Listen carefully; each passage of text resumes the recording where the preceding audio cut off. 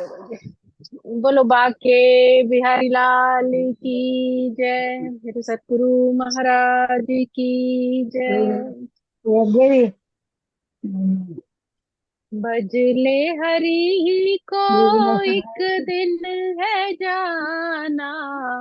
भजले हरि को एक दिन तो है जाना। जीवन को यदि सफल बनाना। भजले हरि को एक दिन तो है जाना। किसका गुमान करे कुछ भी न तेरा।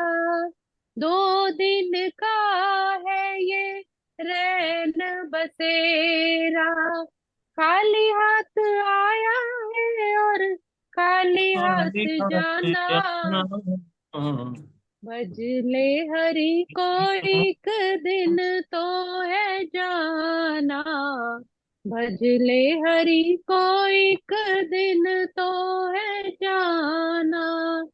5 तत्व की बनी तेरी काया। काया में तेरे हरि है समाया। उसे ढूंढने को नहीं दूर है जाना।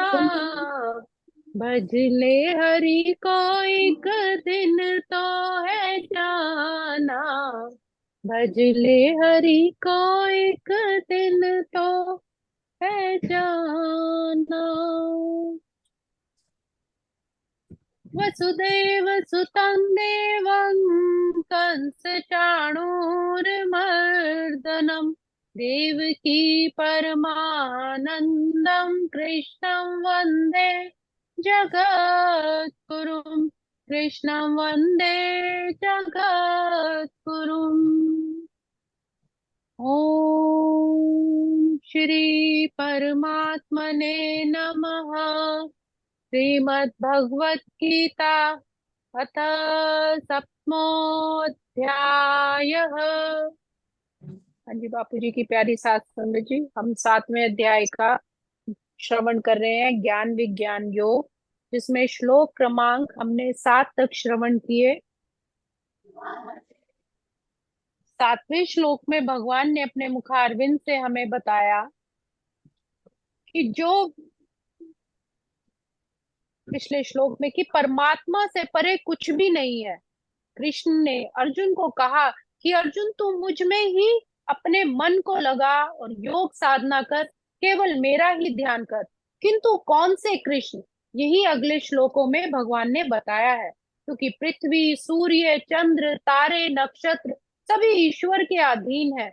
और जिस प्रकार स्वर्ण तार में स्वर्ण मणि पिरो देने पर स्वर्ण माला कहलाती है, परंतु वह सब सोने का ही है, उसी प्रकार ईश्वर भी संसार में सभी वस्तुओं में तत्व रूप में व्याप्त है। वही परमात्मा है जो भगवान की जड़ चेतन है। जो भी हम दूर दूर तक जो भी हम देखते हैं, वो सभी में भगवान की ही जड़ चेतन शक्तियां हैं।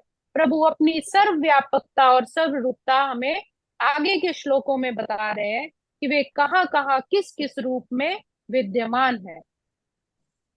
श्लोक क्रमांक 8। रसोऽहमप्पस्तु कौन्तेय प्रभास्मि शशिसूर्योः। प्रणवः सर्ववेदेषु शब्दखे पौरुषं। बहुत ही सुंदर श्लोक भगवान ने अपने मुखारविंद से बताया। भगवान यहाँ हमें बता रहे हैं कि हे कुंती पुत्र, रसो हमअप्सु कौन्ते प्रभास्मि शशि सूर्य यहो।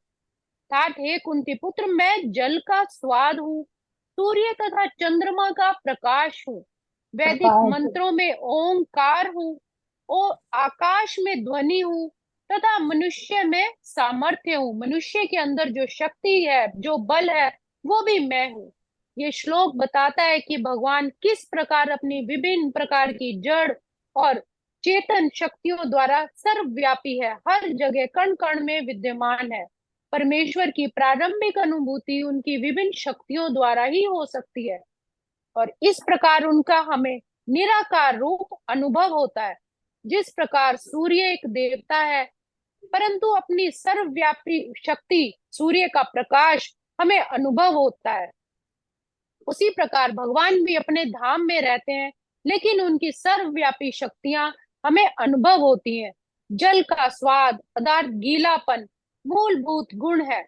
कोई भी व्यक्ति समुद्र का जल नहीं पीना चाहता क्योंकि उसमें शुद्धता नहीं है, उसका स्वाद नहीं है क्योंकि उसमें नमक भी मिला रहता है। तो जल के प्रति आकर्षण का स्वाद की शुद्धि है, और वह शुद्ध स्वाद भगवान की शक्ति से ही है। जो जल का मीठापन है, जो हम स्वाद का अनुभव करते हैं, अर्थात वो परमात्मा की ही स्थिति है, परमात्मा ही उसमें विद्यमान है। सगुण भगवान का गुणगान करते हैं क्योंकि वे प्यास बुझाने के लिए सुस्वाद जल प्रदान करते हैं। परमेश्वर के अनुभव करने की यही विधि है। जो ईश्वर को जानता है वो यह भी जानता है कि प्रत्येक वस्तु में एक साथ सगुण तथा निर्गुण निहित होता है। जो परमात्मा को जानता है वो उसे पता है कि चाहे सगुण हो या निर्गुण हो, दोनों में ही उसका वास है। जैसे अगर हम मीराबाई का देखें उदाहरण, तो मीराबाई ने उसमें ही परमात्मा के अपने गिरधर गोपाल को पा लिया था। और अगर हम प्रहलाद का ले उदाहरण, तो उन्होंने खंबे में ही परमात्मा के दर्शन कर लिए थे। तो चाहे सगुण हो, सगुण बोध हो या निर्गुण, दोनों में परमात्मा की उपस्थिति उन्हें अनुभव होती है। किसे? जिसने परमात्मा को जान लिया। इसलिए भगवान चैतन्य ने भी अपना शुद्ध सिद्धांत प्रतिपादित किया है, और जो अचिंतनीय भेदभाव तत्व कहलाता है। सूर्य और चंद्रमा का प्रकाश भी मूलतः ब्रह्म ज्योति से ही निकलता है। ओंकार, प्रत्येक वैदिक मंत्र के प्रारंभ में हम ओम का जाप करते हैं, यही भगवान की उपस्थिति को बताता है, यही दिव्य ध्वनि है। कृष्ण भावनामृत का क्षेत्र व्यापक है। जो इस भावनात्मक को जानता है वही धन्य है, क्योंकि परमात्मा की उपस्थिति तो प्रत्येक कण कण में है। जो कृष्ण को नहीं जानता वे मोहग्रस्त हो जाते हैं, वो सांसारिक पदार्थ ही समझते हैं। इसलिए कृष्ण का ज्ञान मुक्ति है, और उनके प्रति अज्ञान बंधन का कारण है। अगर हम परमात्मा की उपस्थिति को समझते हैं, उसके महत्व को समझते हैं, तभी हम इस अज्ञानता के मोह के बंधन को तोड़ सकते हैं। पुण्यो गन्धः पृथिव्यां च तेजश्चास्मि विभावसौ जीवनं सर्वभूतेषु तपश्चास्मि तपस्विषु। मैं पृथ्वी की आद्य सुगंध और अग्नि की ऊष्मा हूँ। मैं समस्त जीवों का जीवन तथा तपस्वियों का तप हूँ। भगवान यहाँ कह रहे हैं कि जो पृथ्वी की सुंदर मिट्टी की जो सुगंध आती है, मैं उसमें विद्यमान हूँ। अग्नि की जो ऊष्मा है, मैं उसमें विद्यमान हूँ।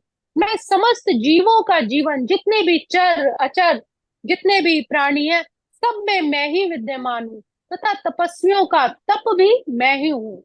कहने का भाव है कि यहाँ पर पुण्य का, पुण्यो गंध, वो पवित्र गंध, सुगंध जिसमें कोई विकार नहीं होता, इसलिए जो उसकी मूल गंध होती है उसमें परमात्मा का ही निवास है। इस जगत में प्रत्येक वस्तु में कोई ना कोई सुगंध अवश्य होती है, या फूल की सुगंध, जल की, पृथ्वी, अग्नि, वायु, सभी में उनकी एक अपनी सुगंध उपस्थित रहती है।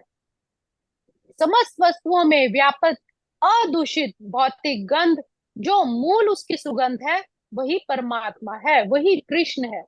इस प्रकार प्रत्येक वस्तु में जो एक विशेष स्वाद होता है, और इस स्वाद को रसायनों के मिश्रण द्वारा बदला नहीं जा सकता, वही कृष्ण है। अतः प्रत्येक मूल वस्तु में कोई ना कोई गंध, कोई ना कोई स्वाद अवश्य होता है। विभा वस्तु का अर्थ है अग्नि। अग्नि के बिना ना तो कोई काम हो सकता है, ना ही कोई भोजन पक सकता है, ना ही फैक्ट्री चल सकती है। तो यह अग्नि की जो ऊष्मा है वो कृष्ण है। अग्नि का तेज वो भी कृष्ण ही है। वैदिक चिकित्सक के अनुसार अगर हमें पेट में भोजन नहीं पचता, क्योंकि हमारी मंदाग्नि धीमी हो जाती है, जठराग्नि धीमी हो जाती है, तो वो भी कृष्ण ही है। हम जो भोजन ग्रहण करते हैं उसके तीन रूप होते हैं। हमारे आयुर्वेद में भी ये कहा गया है कि जब हम भोजन को प्रणाम करके उसको श्रद्धा पूर्वक ग्रहण करते हैं, तो वो ग्रहण किया गया स्वरूप ब्रह्म है, अर्थात वो सृजन का काम करता है। जब उसको उसका पाचन होता है, उसमें से जो ऊष्मा निकलती है, जो हमारे शरीर को जो शक्ति प्रदान करती है, हमारे शरीर के सारे काम करती है, वो पालनहार विष्णु स्वरूप है। और जब उसका रस, जो उसके पोषक तत्व है, वो हमारे शरीर में चले जाते हैं और जो अनावश्यक है वो शरीर से बाहर निकल जाते हैं, तो ये महेश है। इसलिए जो हम अन्न ग्रहण करते हैं उसके तीन स्वरूप हो गए, ब्रह्मा, विष्णु और महेश। इसीलिए कहा जाता है कि जैसा हम अन्न खाते हैं वैसे ही हमारी मन और बुद्धि हो जाती है। यदि हम सुपाच्य भोजन ले, परमात्मा का नाम लेके ले, तो इसीलिए वो प्रसाद स्वरूप बन के हमें, हमारे लिए वो अच्छा ही रहता है। यदि, इसीलिए कहते हैं कि जब हमारे भोजन नहीं पचता तो हमारे पेट में जो भूख लगती है वो भी कृष्ण है, क्योंकि यही अग्नि हमें पाचन के लिए सहायता करती है। तो इस प्रकार हमें इनसे पता चलता है कि पृथ्वी, जल, अग्नि, वायु, हर एक सक्रिय तत्व में उस परमात्मा का ही, उस कृष्ण का ही निवास है। मनुष्य की आयु भी कृष्ण के कारण ही बढ़ती है। अतः अर्थात चेतन अवस्था जो हमारे अंदर आत्मा के कारण ही हम वृद्धि करते हैं, अपना विकास करते हैं। इसलिए कृष्ण की कृपा से ही मनुष्य अपनी दीर्घायु या अल्पायु बन सकता है। इसलिए कृष्ण भावनामृत व्यक्ति प्रत्येक क्षेत्र में सक्रिय रहता है, क्योंकि उसको चलाने वाली एक ऊर्जा, एक शक्ति, वो परमात्मा स्वयं कृष्ण ही है। तो आज हमने श्लोक 7 और 8 श्रवण किए। आज के श्लोकों को हम 8 और 9 श्रवण किए। आज के श्लोकों को हम यही विराम देंगे। ओम श्री कृष्णार्पणमस्तु। हरे नमः। हरे नमः। हरे नमः।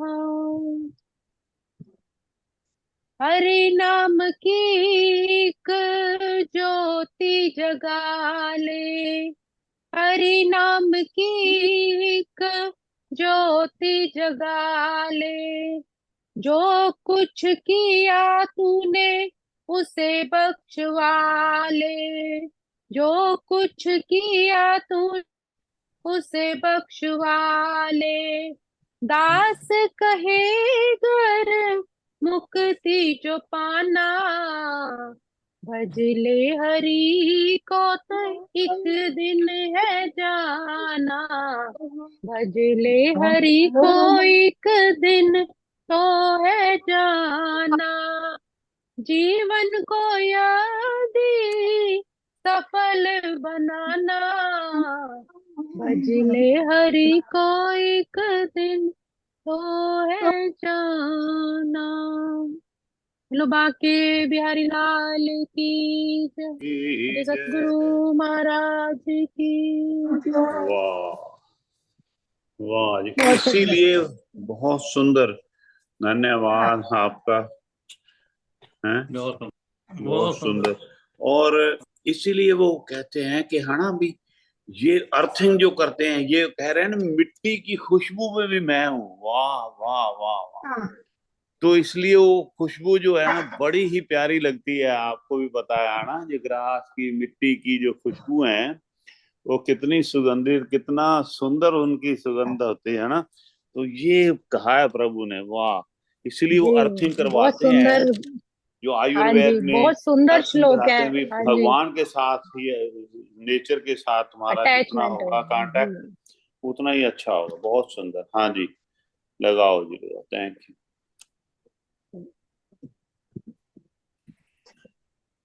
जल का स्वाद, हवा की वो, हवा में वो महक, बारिश की बूंदों की वो ठंडक, सब में कहते हैं कि परमात्मा का ही व्यास है, जो हमें अंदर परमानंद खुशी देता है। एक अंदरूनी खुशी का जो एहसास होता है, वो उसकी परमात्मा की उपस्थिति के कारण ही होता है। बहुत सुंदर सुंदर श्लोक परमात्मा ने अपने जगह जगह में मुखारविंद है से कहे झांकी हैं। भगवान की, जी वो मैं स्कूल तो तुम्हारी भाई, आंख में पहचानती। हाँ।